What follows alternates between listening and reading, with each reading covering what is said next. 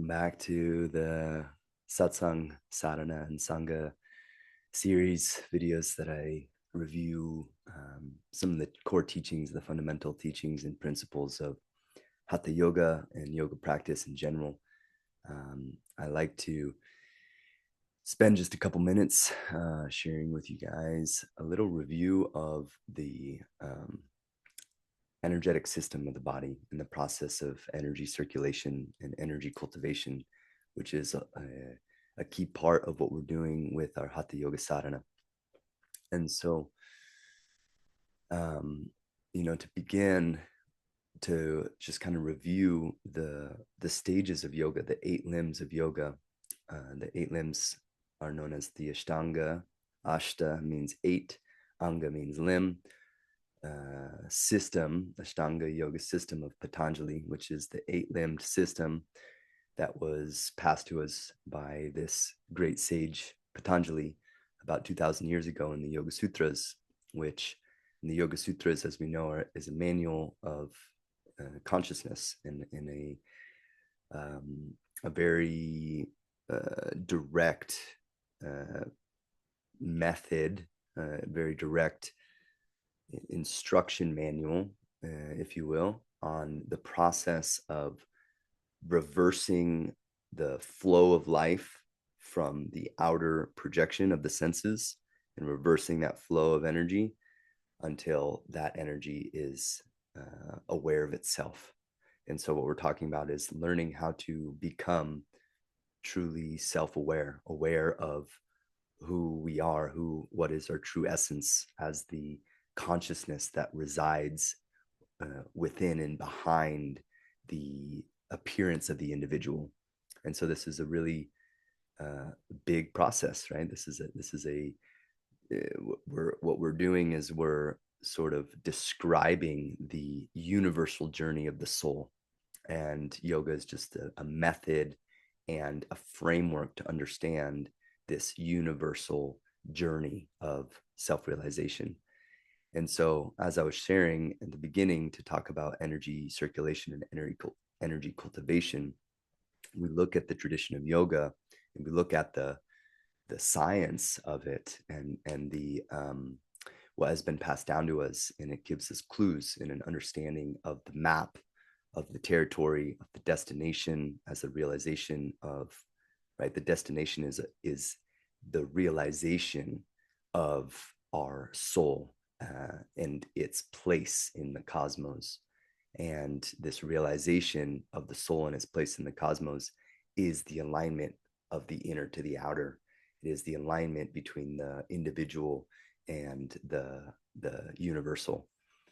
And as we go through this process, right, there's stages of this process. And so we're all every practitioner is going to enter at different stages of the path, no matter how long they've been doing it. And those stages will continue to unfold and lead to the next stage. And so, as I was sharing in a previous video, one of the most important things we can do is learn how to practice and learn how to discover and create a sadhana that is effective for us. And what is effective is that which brings us to the next higher stage of development. And so it's important to keep in mind some really core principles, ideas as a foundation to walk the path and really essentially, I like to say, just get the most out of our time. If we're allotting 20, 30 minutes, an hour a day to our sadhana, it's valuable to consider, well, how do I want to invest those minutes, that time? And so how we practice is informed by the theoretical knowledge that we learn. Hence the inspiration that I feel making these videos, just to provide some theoretical knowledge and inspiration to all of you. And so with energy cultivation and any energy circulation practices, we have to remember that the denser limbs of yoga, right? We're going back to the Ashtanga yoga system. We have the denser limbs, meaning the outer limbs, which take care of the denser and gross outer structures of our form and our manifestation. And a very obvious example of that is asana. So asana is the third limb, and it refers to the development of the posture. And through the asanas and the vinyasas that we do, these are physical activities that we engage the body in a series of carefully chosen postures. And people see them sometimes inaccurately, inaccurately as stretching, like asanas as stretching. But to see it from a perspective of asanas are a way to configure the energy circulation in the body so that we remember a more natural pattern, a more natural flow. And so what this does is it relieves, of course, physical tension in the body, which appears to us as stretching, right? If I stretch and my muscles get longer, there's a release of tension. But more accurately, the opening that occurs is an opening of pathway of light, a pathway of energy. And that pathway, those pathways of light and energy become distorted and become obstructed over years of conditioned lifestyle. And so when we start to engage more seriously in our practices, we start to encounter these tensions, and these tensions appear physically in the body, but they're also appearing in the mind, in the energy, in the emotions, and they are essentially obstructions of this passage of light. And so the asanas help to break down these physical outermost tensions to allow the energy and the passage of light to circulate more freely and in their places. And over time, what happens, some of you may remember from the first video where I'm talking about the central channel, we are working the periphery, the arms and the legs and everything outside of the central channel of the spine, so that that periphery, that energy can then be fed back into the inner channel of the Sushumna Nadi, which is to the yogi the most important nadi, the most important channel, the Sushumna. And the Sushumna, as you may remember, sits in the center in between the weaving of the Ida and the Pingala, the solar and lunar nerve currents or nadis.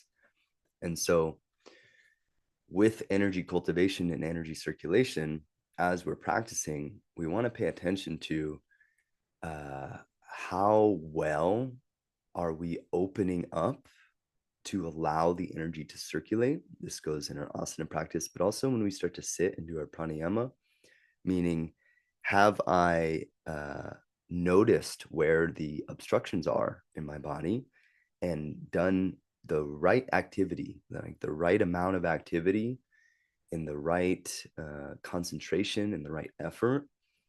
This is what we mean by skillful activity, to open those pathways up. And sometimes, oftentimes actually, this is less is more. And less is more in the sense that if we're doing the right amount of activity in the right way, skillfully, then we're applying the right tool for what our body needs. And so it's important to realize this. And it's also important to mention that in the Hatha Yoga text, they mention that there's only a handful of seed postures that basically contain the entire development, or the entire the seed postures are eventually become the only thing that's needed to align the energy so that the yogi can ascend into the upper limbs of yoga, or what is known as the inner stages of yoga and energy cultivation. Because as the energy, again, we're talking about harnessing energy to learn how the soul is aligned or misaligned with the cosmos and the natural world.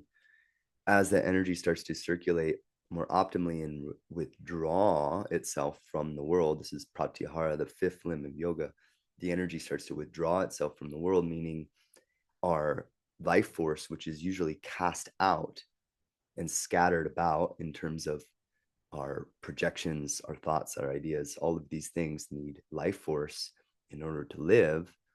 But in the process of sadhana, we are withdrawing those threads of energy. And becoming building a container, a vessel that can hold that life force. It's the golden nectar of life. This what we're known as prana, and then prana, of course, becomes Shakti, and Shakti is on its eternal journey back to the source, back to Shiva. And so we learn to pay attention to how the prana is flowing in our bodies, and we cultivate that over time. And the result of this is that we learn to pay attention to how prana is flowing in our environment, and we start to flow with and follow the intelligence of that prana without imposing the mind, without imposing conditions, beliefs, things of that nature, but instead being able to trust in and flow with the intelligence of life. And so, of course, this is a process of cultivation, and this does take some time, but the activity and the skill that we develop in the process is its own reward. And so those who are really serious about their path with yoga, and there's stages to that, right? It even says in the Yoga Sutras how there's 3 levels of practitioner, and we may vary on that scale from time to time depending on our life cycle. We may have a stage where we're very intense, and that is Patanjali sees that as the most intense, most determined practitioner, of course, will make quicker progress in this way. There's also the medium level practitioner, and this is someone who is inspired, has a balanced level of effort, like balancing life, practice, spirituality, things like that. And then there's the mild effort of the practitioner. And so, like I was saying, we all come in at different stages in our journey. And what we want to become aware of, what I feel like is important to mention and to remind myself and remind you, that again, it doesn't matter where we're at in the journey. It doesn't matter how extreme or mild we are. What does matter is that we pay attention to the principles, the application of the principles, the theoretical knowledge that accompanies our practice, so that we can have the right attitude and that we can approach the system and the science in the right way. And learning, these things, I suppose I'll summarize by saying, learning these things, learning the different nuances and intricacies of this path assists us in becoming aligned to the purpose, the result, the goal, this is something that comes alive in us. And so, yeah, it's useful to remember that this is a journey. This is a long, steady, gradual journey of unfolding and development. And what could be inspiring, and what for me is keeps inspiring me, is the continual process of remaining open and curious and self-reflective, and really treating the path and the practice as an adventure, and staying really open in my mind, in my heart, and paying attention to where my conditioning and where my patterns and my human self is it likes to get in the way, it likes to rush things, it likes to force, it likes to try, it likes to all of these qualities that are sort of working their way out, right, purifying themselves out of my system through the effort of daily sadhana.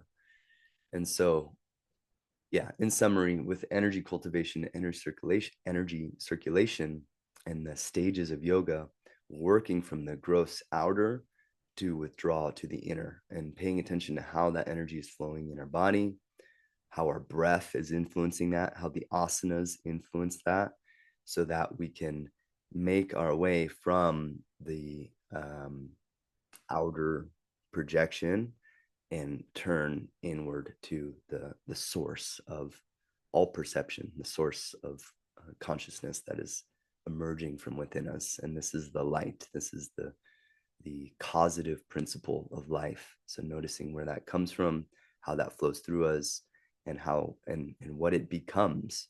And so I hope this is helpful. And yeah, I'll be back with more things to share with you to inspire the practice. So thank you so much. Good luck. Om Namah Shivaya.